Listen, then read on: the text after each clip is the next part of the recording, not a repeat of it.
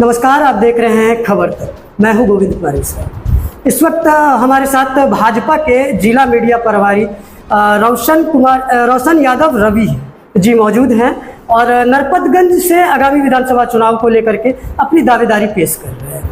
तो आज खास बातचीत हम इनसे करेंगे कि नरपतगंज विधानसभा को किस तरीके से ये देखते हैं और किस तरीके से अगर इनको वहाँ पे मौका मिलता है तो किस तरीके से वहाँ पे ये विकास करेंगे और वहाँ की जनता के लिए क्या कुछ खास करेंगे। तो सबसे पहले सर, आपका स्वागत है हमारी चैनल। बहुत बहुत धन्यवाद आपको। नरपतगंज की पूरी जनता को मेरा प्रणाम, नमस्कार। सर, सबसे पहला सवाल आपसे ये होगा कि नरपतगंज में वर्तमान में भी भाजपा का विधायक है और इस अभी जो है कड़ी में जो है आप भाजपा के जिला मीडिया प्रभारी हैं। इसके बावजूद आखिर ऐसी क्या स्थिति आ गई जो आपको चुनावी मैदान में कूदना पड़ा? देखिए, हर एक कार्यकर्ता, भारतीय जनता पार्टी हो या किसी दल के कार्यकर्ता हो, सबकी इच्छा होती है कि कभी न कभी नेतृत्व करने का उनको मौका मिले। उसी तरह मेरी भी एक इच्छा है। मैं भी एक पार्टी का कार्यकर्ता हूँ, करीब 12-13 और मेरी राजनीतिक जीवन ही छात्र जीवन से मैंने शुरू किया है और मैंने भाजपा से ही शुरू किया। ये मेरे लिए मुझे गर्व महसूस हो रहा है कि मैंने भारतीय जनता पार्टी को ही चुना और आजीवन मैं भारतीय जनता पार्टी में ही रह करके अपनी सामाजिक और राजनीतिक जीवन को आगे बढ़ाऊंगा। तो उसी तरह कार्यकर्ता के नाते मेरी भी इच्छा है। अब तो ये पार्टी नेतृत्व पर निर्भर करता है हमारे माननीय सांसद जी पे, हमारे जो है जिला के लोग, प्रदेश के लोग अगर मुझे मौका देते हैं तो मैं जम के काम करने वाला हूँ। मेरा एक अपना विज़न है, एक विधायक के रूप में किस तरह से क्षेत्र के लोगों के लिए काम करना चाहिए, वो मेरा अपना विज़न है काम करने का। बिहार में सबसे पिछड़ा इलाका सीमांचल आता है और सीमांचल का भी सबसे पिछड़ा इलाका अगर नरपतगंज, फारबिसगंज, जोगबनी है और यहाँ से आए दिन पलायन होता है। अगर आपको यहाँ से मौका मिलती है तो किस तरीके से इन पलायन को रोकेंगे आप, या रोजगार किस तरीके से यहाँ पे? देखिए, रोजगार के लिए जो हमारे जो है एनडीए की सरकार जो है, मोदी जी के नेतृत्व में जो काम हो रहा है वो लगातार हो रहा है। रोजगार का मतलब सिर्फ सरकारी नौकरी नहीं है। सरकारी नौकरी के साथ साथ आपको वैकल्पिक व्यवस्था कराया जाए ताकि युवा जो है स्वरोजगार के क्षेत्र में बढ़े। ये भी एक बहुत बड़ा रोजगार का माध्यम है। आप देखेंगे कि अभी जो है इस क्षेत्र में कृषि प्रधान क्षेत्र है। कृषि प्रधान के लिए हमारे सांसद जी लगातार जो है मक्का उद्योग को जो है उसके लिए प्रयास कर रहे हैं। देखिए, एग्रीकल्चर को जो है मोदी जी का लक्ष्य है कि आने वाले कुछ समय में किसान की आय को दोगुना करने की जो नीति है, उस नीति से ही इस क्षेत्र में लोगों को रोजगार की और किसानों की स्थिति बेहतर की जा सकती है। और रोजगार के लिए जैसे कि युवाओं को वैकल्पिक व्यवस्था, आप वोकेशनल कोर्स कर रहे हैं, आप इंटर के बाद बीए कर रहे हैं, एमए कर रहे हैं, साथ साथ आप बीएससी, एमएससी, इसके अलावा अगर आप बीएससी आईटी करते हैं, बीबीए करते हैं, एमबीए करते हैं और आप अदर प्रोफेशनल कोर्स करते हैं, लाइब्रेरियन का आ रहा है, तो इनमें क्या होगा कि आपको रोजगार के एक बड़ा आपको क्षेत्र मिलेगा जहां आपको नौकरी मिल सकती है। तो इस क्षेत्र में भी जो है हमारी सरकार प्रयास कर रही है। आने वाले समय में और पॉलिटेक्निक कॉलेज बढ़ाने की बात हो रही है। अभी मेडिकल कॉलेज जो है अररिया में खुले हैं। तो ये सब रोजगार के ही दिशा में एक बढ़ता हुआ कदम है। अभी पूर्णिया एयरपोर्ट अभी 15 को हमारे माननीय प्रधानमंत्री जी आकर के इसका उद्घाटन करेंगे। अब सोचिए कि इस एक एयरपोर्ट इधर आने से कितने लोगों को रोजगार मिलेगा। टेक्निकल स्टाफ के अलावा नॉन टेक्निकल स्टाफ, मैनेजमेंट के स्टाफ, अगर मैनेजमेंट के यहाँ पे स्टाफ को रिक्वायरमेंट है तो मैनेजमेंट का कोर्स यहाँ पे एमबीए किए हुए रहेंगे, बीबीए किए हुए रहेंगे, टेक्निकल जो है कि कर ही रहे हैं आईटीआई से। तो इस तरह से जो है जब हमारे जो आपने पिछड़ा क्षेत्र कहा, इस तरह के एजुकेशन का जो प्रचलन बढ़ेगा, लोगों की करियर काउंसलिंग अच्छी तरह से होगी। जो बच्चे 10th करते हैं उसके बाद से उनके करियर की काउंसलिंग अच्छी तरह से होगी, तो आप देखेंगे आने वाले समय में जो हमारे क्षेत्र को पिछड़ा कहा जा रहा है वो ये खत्म हो जाएगा। ये जो टैग है पिछड़ा का, ये धीरे धीरे खत्म होगा, क्योंकि हर घर में अगर रोजगार पहुंचने लगेगा, हर घर से 1-2 युवा अगर नौकरी करने लगेगा, अच्छा कमाने लगेगा, तो परिवार की स्थिति बदलती रहती है। तो यही सोच हमारे मोदी जी की है और इस दिशा में काम हो रहा है। नरपतगंज में भी वर्तमान में अभी जो है भाजपा के विधायक हैं और काफ़ी लोग जो है भाजपा विधायक से नाराज भी हैं। इस स्थिति में क्या लगता है, आप भी भाजपा से वहाँ दावेदारी कर रहे हैं, तो क्या वहाँ के लोग भाजपा पे इस बार विश्वास अपना जाहिर जताएगी? देखिए, भाजपा है तो भरोसा है, ऐसा हम लोग भी मानते हैं और हमारे मोदी जी पे एक एक जनता का पूरा भरोसा है। आज जनता देखिए आपको कोविड काल में किस तरह से जो है भारत सरकार ने काम किया है, तो वैक्सीन बनना अपने देश में, आज आपको लगभग 60 साल लग गए थे, 50 साल से ज़्यादा लग गए थे आपको एक छोटा वैक्सीन बनाने में, अपने देश में नहीं बना था।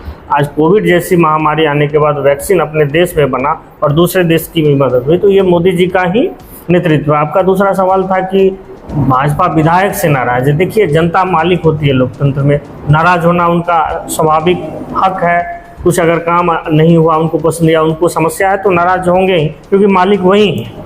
तो भाजपा से नाराज नहीं है, किसी व्यक्ति से नाराज हो सकते हैं, हमसे नाराज हो सकते हैं, आपसे नाराज हो सकते हैं, क्योंकि लोग का भरोसा भाजपा में है और मोदी जी में है। तो व्यक्ति से नाराजगी है तो पार्टी निर्णय करती ही है, पार्टी हर एक चीज़ों को देख रही है, तो किसी भी व्यक्ति से नाराजगी हो सकती है और इससे हम इसको नकार भी नहीं सकते, क्योंकि जनता ही मालिक है। अगर अच्छा करेंगे वो खुश होगी, अगर कहीं कमी रह जाएगी तो उसको हम लोग की जिम्मेदारी है ठीक करके आगे बढ़ना। अगर नरपतगंज से आपको मौका मिले और आप वहाँ पे विजय प्राप्त करते हैं तो उसके बाद पहली प्राथमिकता आपकी क्या होगी? देखिए जैसा आप कह रहे हैं कि अगर पार्टी मुझे मौका देती है और मुझे जनता यहाँ की विजय बनाती है, तो इसके बाद का आप पूछ रहे हैं, बड़ा आप लंबा पूछ रहे हैं, लेकिन मैं बता रहा हूँ मेरा विजन 2 है। यहाँ की जनता की जो मेन समस्या है, मैं आए दिन इनसे गुजरता रहता हूँ। एक तो जो है थाना ब्लॉक में समस्या, देखिए सरकार अकेले कुछ नहीं करती, जब तक कि यहाँ के लोगों को और यहाँ के जो लीडरशिप है वो सजग नहीं रहेंगे तब तक जो है लोगों की समस्या। थाना ब्लॉक में लोगों को आय प्रमाण पत्र बनाने में, लोगों को जमीन विवाद, लोगों के आपसी विवाद, थाना ब्लॉक और आपको ले लीजिए कुछ जिला स्वास्थ्य, यही बेसिक समस्या मुझे लगती है।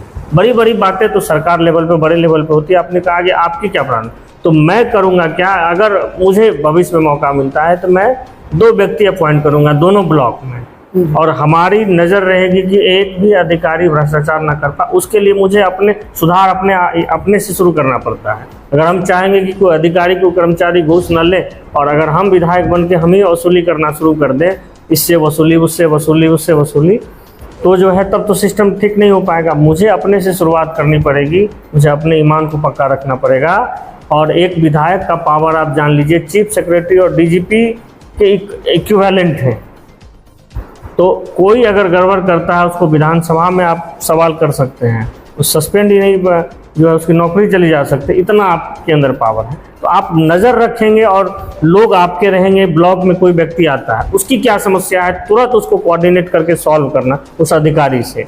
2 ब्लॉक है यहाँ, 2 अगर आदमी यहाँ कोई भी विधायक अपॉइंट कर दे कि भाई जो भी लोग जाते हैं वहाँ से समस्या छूटती है तो विधायक जी तक आएंगे। दूसरा है स्वास्थ्य में अभी देखिए क्षेत्र में मैं लोगों को देखता रहता हूँ, आए दिन मेरे से पेशेंट मिलते हैं, कैंसर हो गया, हार्ट का हो गया, यूरोलॉजी का, इन सब में समस्या। और यहाँ से पेशेंट कई तो पटना मैंने बुलाया, रास्ते में जो है वो उनका निधन हो गया, बहुत अफसोसजनक बात है।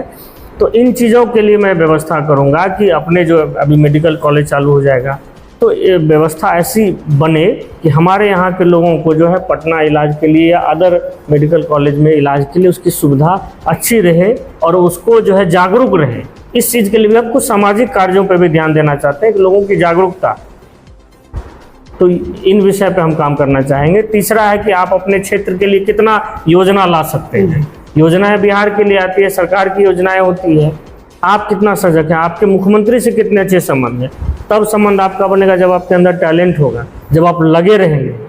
अब विधानसभा में सोएंगे तो आपको कौन नोटिस करेगा भाई, ना मुख्यमंत्री करने जा रहे हैं ना कोई अधिकारी करेगा। तो आपको पहले बहुत मेहनत करना पड़ता है।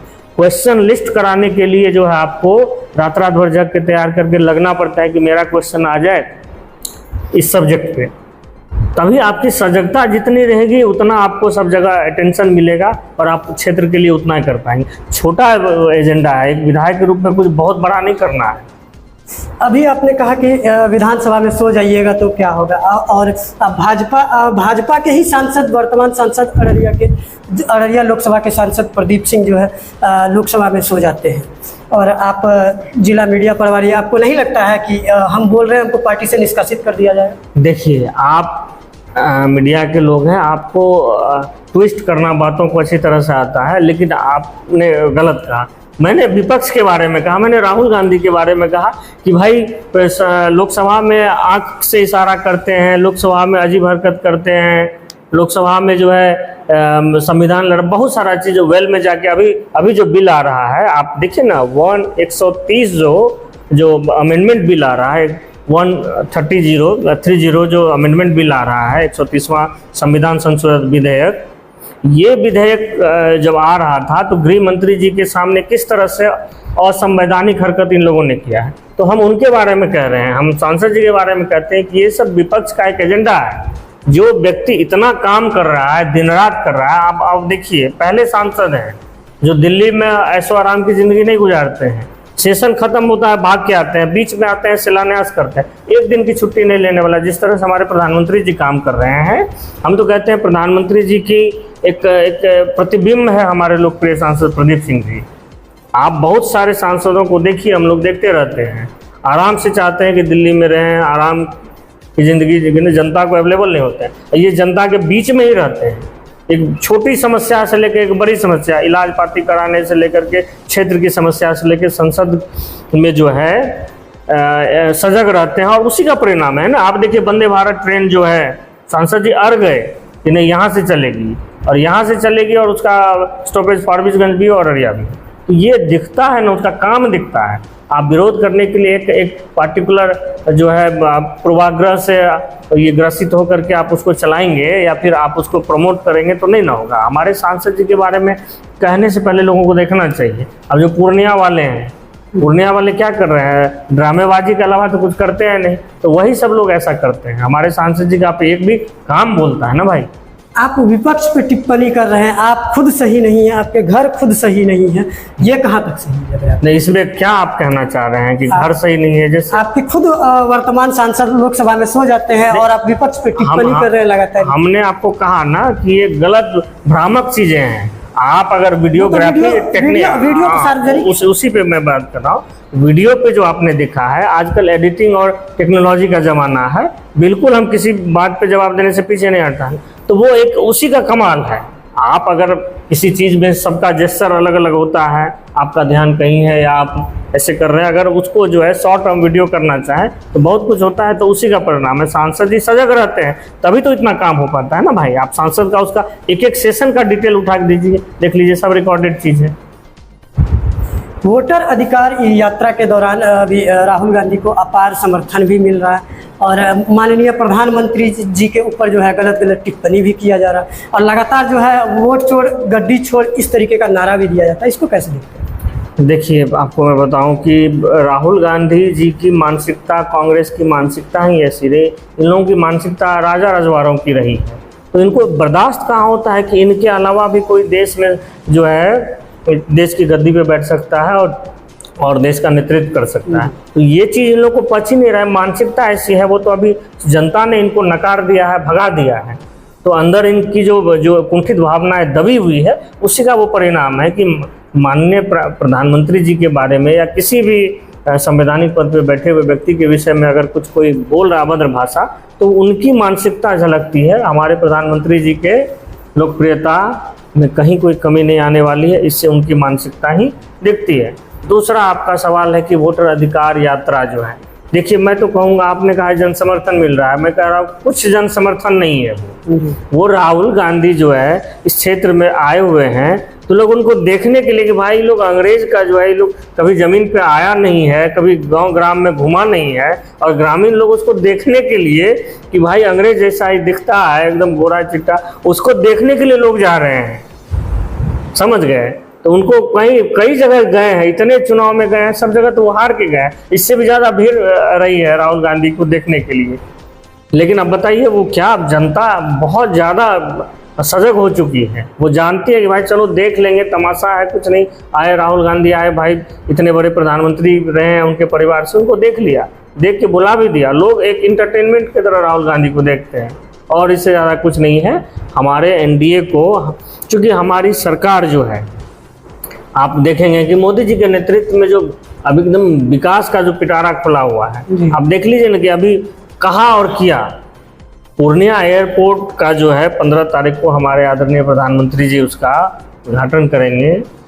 फिर देखिएगा कि किस तरह से, यही ना विकास है, उससे कितने लोगों को रोजगार मिलेगा। सिर्फ जो है वहाँ से हवाई जहाज से चढ़ने वाले लोग को ही नहीं मिलेगा, वहाँ दुकान खुलेगा, जो है टैक्सी वालों को मिलेगा, उसके क्षेत्र में चारों ओर विकास होगा तो यहीं के लोगों को रोजगार मिलेगा, लोग सब हवाई सफ़र भी कर पाएंगे।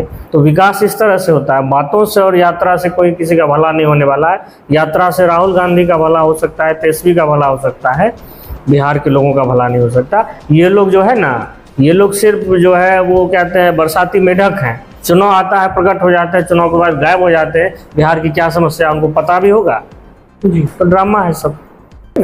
आप लोग कहते हैं कि भाजपा जो है कार्यकर्ता की पार्टी है और बाहर से लोग आते हैं और पार्टी में जो है टिकट ले लेते हैं।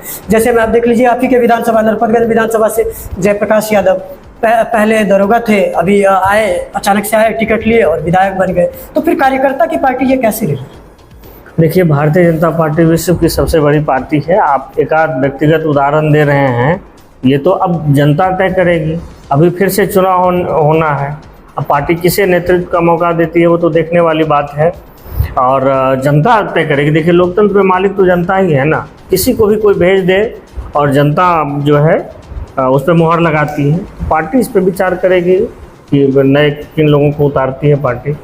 तो क्या आपको लग रहा है कि इस बार आपको मौका मिलेगी नरपतगंज से? देखिए, मुझे तो पूरा भरोसा है कि पार्टी मुझे मौका देगी, इसलिए कि मैं भारतीय जनता पार्टी का सच्चा सिपाही हूँ, सच्चा कार्यकर्ता हूँ। मैंने राजनीतिक भी भारतीय जनता पार्टी से ही शुरू की है और हर दिन भारतीय जनता पार्टी कैसे आगे बढ़े, हमारे क्षेत्र में कैसे ज़्यादा से ज़्यादा लोग इस विचारधारा से जुड़े, इसके लिए काम करता रहता हूँ और आगे भी करता रहूँगा। टिकट मिलना न मिलना एक पहलू हो सकता है, एक विषय हो सकता है टिकट, लेकिन जो हमारा लक्ष्य है भारतीय जनता पार्टी को मजबूत करना और नई लीडरशिप भारतीय जनता पार्टी में आए, इसकी चिंता हमारी पार्टी करती है। तो इसी सोच के साथ मैं हमेशा पार्टी में काम करता रहूँगा। टिकट भी एक विषय है, टिकट मिले या ना मिले हमारे सोच पे और नियत पे कोई असर नहीं पड़ेगा इससे। नरपतगंज विधानसभा के लोगों का लगभग ये आरोप रहता है विधायक के खिलाफ कि जो है विधायक का कोई नहीं सुनता है, ना तो कोई अधिकारी और ना ही थाना, ना ही पुलिस, कोई कुछ नहीं सुनता। इसको कैसे देखते हैं? देखिए, इसकी जानकारी तो मुझे नहीं है कि हमारे माननीय विधायक का कोई सुनता है या नहीं है, लेकिन लोग हमेशा मेरे पास आते रहते हैं समस्याओं को लेकर के। ज़्यादातर मैं समस्या स्वास्थ्य से रिलेटेड देखता हूँ, जैसे बड़ी बड़ी बीमारी हो गया, हार्ट से रिलेटेड, कार्डियो से, आपको न्यूरो से रिलेटेड हो गया, ये सब पेशेंट आते हैं तो मैं तो उनकी जितनी मदद हो पाता है मैं करता हूँ। मैं भी एक कार्य करता हूँ तो अपने नेताओं से कह के उनको जो है हर सुविधा मुहैया कराने की कोशिश करता। दूसरा जो ज़्यादा समस्या आती है ज़मीन विवाद से लेकर के, थाना में लोग नहीं सुनते हैं, ऐसा समस्या आता है। तो इसके लिए देखिए, कोई भी नेता हो जब तक वो मजबूत नहीं रहेगा तब तक जो है अधिकारी एक समझिए कि आप एक पानी की तरह है, आप उसको जिस शेप में रखना चाहेंगे अधिकारी वैसा रहेगा। अगर आप ईमानदार हैं और आप मजबूत हैं और आपका संबंध, आपका मेहनत से, आपकी पहचान चीफ मिनिस्टर से है, आपकी पहचान डिप्टी सीएम से है, आपकी पहचान अधिकारियों से है, तो आप उतना काम लोगों के लिए करा पाएंगे। अधिकारियों को डर रहेगा कि भाई अगर हम सही काम नहीं करेंगे, गलत करेंगे तो ये फिर हमें छोड़ेगा नहीं। जब आपको डर नहीं रहेगा, अब कुछ लोग करते होंगे जो अब जो है नेताओं के कुछ लोग होते हैं जो वसूली करते हैं, जो पिछले दरवाजे से कुछ लोगों को अधिकारियों से नोचते हैं उसको, तो इस तरह से चलता होगा। मुझे लगता है कि जब कहीं मुझे मौका मिलेगा तो मैं इन सब चीज़ों पे नज़र रखूँगा, क्योंकि जनता को कोई बड़ा काम नहीं है। मैं बार बार कहता हूँ, जनता को कोई आपको जो है कंपनी नहीं खोलना है, कोई उसको दिल्ली मुंबई में काम नहीं है, जनता का यही काम है। और अगर थोड़ा सा चीज़ों को अगर हम लोग सही कर देते हैं, कड़ाई कर देते हैं, अरे थाना में जो है FIR लेने में लोगों को दिक्कत होती है, SP साहब से बात करके अगर उसको कड़ाई से रहे कि मेरे विधानसभा में ये सब नहीं होनी चाहिए, अगर होता है तो सीधे विधानसभा में अगर रखा जाए कि इस तरह से लोगों को FIR करने में न्याय नहीं मिल पाता है, लोगों को ज़मीन विवाद में दबावों का चलने लगता है, तो इस चीज़ पे नज़र रखना पड़ेगा जनप्रतिनिधि होने के नाते। आप इससे पीछे नहीं हट सकते हैं, क्योंकि लोगों की समस्या है, उसको आप नहीं लीजिएगा, नहीं सॉल्व कीजिएगा तो लोग परेशानी होंगे। नरपतगंज विधानसभा के लोगों से क्या अपील होगी? नरपतगंज विधानसभा के लोगों को मैं तो सबसे पहले प्रणाम करता हूं, क्योंकि मैं उसी धरती का हूं। भरगमा मेरा गृह प्रखंड है और इसी विधानसभा का मैं हूं। तो मैं नरपतगंज के लोगों से अपील करना चाहता हूं कि अगर आप मुझे मौका देंगे, सराहेंगे और समर्थन देंगे, तो मैं जब आगे बढ़ूंगा तो आपके लिए दिन रात मेहनत करूंगा। एक विज़न के साथ आपके बीच का हूं। अगर मुझे खास करके युवा वर्ग भी अगर समर्थन देते हैं तो मैं उसके विश्वास पे खरा उतरने का प्रयास करूंगा। कभी विश्वासघात जैसी बात नहीं होगी, क्योंकि मुझे अभी लंबा समय राजनीति करनी है। एक एक कदम मुझे फूंक कर रखना होगा और मुझे अपना विश्वास और भरोसा बना करके उसको कायम रखना होगा। तो जितना हो सकेगा, जितना मेरा ज्ञान है, जितना मेरा नॉलेज है, हम नरपतगंज के लिए करते रहेंगे और नरपतगंज के आवाज़ को आगे उठाते रहेंगे। और यहाँ नरपतगंज हमारा ज़िले का सबसे अच्छा विधानसभा कैसे बने, इसके लिए प्रयास करते रहेंगे। चलिए, आपका समय देने के लिए बहुत बहुत धन्यवाद। बहुत बहुत धन्यवाद आपका भी। अभी आप सुन रहे थे रोशन यादव रवि को, और इनकी क्या राय है नरपतगंज को लेकर के, और कई खुलासे भी किए हैं नरपतगंज के। अपने पार्टी के नेता के बारे में भी कई खुलासे किए हैं। बड़े बेबाक अंदाज में ये जवाब दिए हैं। कैसा लगा आप लोगों को इनका जवाब, इनकी सोच कमेंट बॉक्स में कमेंट करके जरूर।